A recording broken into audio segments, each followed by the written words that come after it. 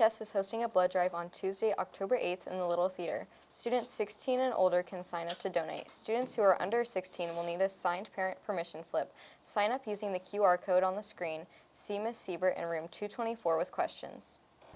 Student Advisory Board applications are due Monday, September 30th to Ms. Cosat in room 113. DHS speech team and acting team will meet on Monday, September 30th at 3 p.m. with Mr. Cordes in room 230. Library Club meeting will take place on Tuesday, October 1st from 3 to 4 p.m. in the DHS library. Art Club meeting will take place on Tuesday, October 1st from 3:15 to 4:15 p.m. with Ms. Hewlett in room B104. Wednesday, October 2nd is a professional development day. Students will be dismissed at 2 p.m. Spanish Club will meet on Wednesday, October 2nd from 3 to 3:45 p.m. with Ms. Sparnick in room 334. Students who are interested in taking the PSAT NMSQT test should stop by the counselor's office room 111 to register. Registration deadline is Thursday, October 3rd. Black Student Union will have a meeting on Thursday, October 3rd from 3:15 to 4 p.m. with Mr. Simmons in room 343. A rep from the University of Illinois will be here on Friday, October 4th during 5th period in room 110. Students must be registered to attend this event. Theater Club will have a meeting on Friday, October 4th at 3 p.m. with Mr. Ritchie in room 300. Just a reminder, tutoring continues to be available after school on Mondays, Tuesdays, and Thursdays. Students must have a signed permission slip on file with Mrs. Ritter in room 116 before attending tutoring. Transportation is available.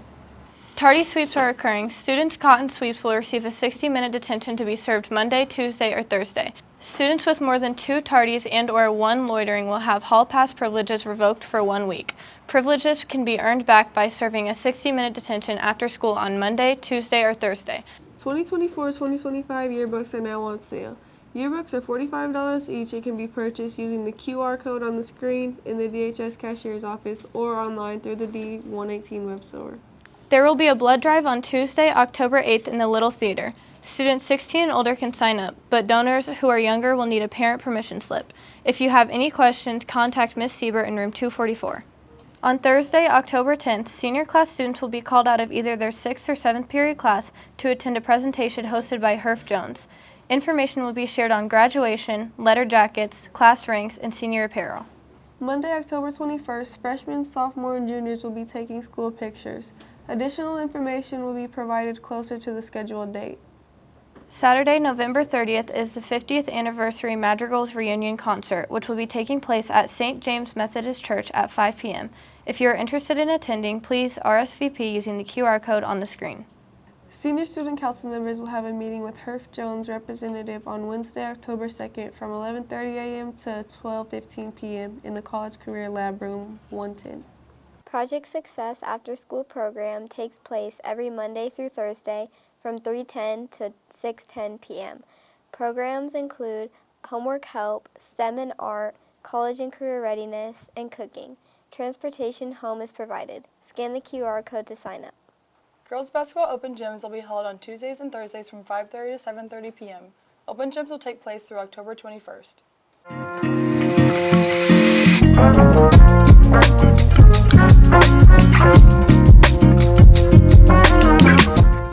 Hello Vikings, this is Mr. Bretz back again with some student celebrations, announcements, and one very important reminder at the end that I need everyone to listen very intently to. But before we get to that, it is most important that we celebrate our students. Girls tennis last week, perfect week, sweeping all 9 matches in victories over Normal West, Champaign Centennial, and Urbana. So great job, girls tennis, winning all three of your matches without losing any individual matches over the course of the week. Flag football, 3-0 this week, 2 shutout victories, and the other victory only allowing 8 points. So the defense, 8 points over 3 games. Great job. Ava Foster scoring 5 touchdowns last week. Nakia Shields, 2 touchdowns. Lindsay Porter with an interception return for a touchdown. Serenity Martin scoring a touchdown, and Callie Basie's throwing for 4 touchdowns. In the win against Urbana, Nakia Shields scored 2 touchdowns. Lindsay Porter with another touchdown. Please make sure you come out and support the girls this weekend at the Jamboree hosted here at Danville High School. DHS boys soccer team going 2-1 on the week. Good job defeating Peoria Manual 5-1. Adam Perez, 2 goals. Carlos Juarez, a goal and an assist. Cesar Segura with a goal. And Liam Rome with 2 assists over the course of the week. So congratulations to you again on your 5-1 victory over Peoria Manual and defeating Argenta Oriana 9-0 on Wednesday. DHS golf team competed in the Big 12 meet last week. Shout out to Cale Osborne with a low round of 84 over 18 holes, and Brody Boyd, who also shot an 87 over 18 holes. Volleyball, congratulations on your win over Salt Fork in 2 sets this week as well. And also, please come out and support the swim team. The girls swim team, we don't have a lot of home meets. We do have a home meet on Tuesday against Champaign Centennial in Urbana. So please come out and support the girls swim team. Again, shout out to our top 10 students with the most books checked out from the library so far this year. It's actually 12 students because we have a tie for 10th place. But top to bottom, Jack Jones, Leland Carmine, Taiwan Harris, Danisha Andrews, Amari LaShore to Caleb Tinsley, Kaysen Mann, Malachi Tate, Benjamin Caffey, Tajon Evans, Colton English, and Emily Marrow. So congratulations to you. I love to see you using the library responsibly, checking out books, and stimulating your mind with reading when you have downtime rather than getting out your phone. I have to admit, I'm disappointed in the academic progress of all of our grade levels this week. 9th grade, 67% of you are passing all your classes. That's a drop of 1% from last week. Sophomores, 63% of you are passing all of your classes. That's a drop of 3% from last week.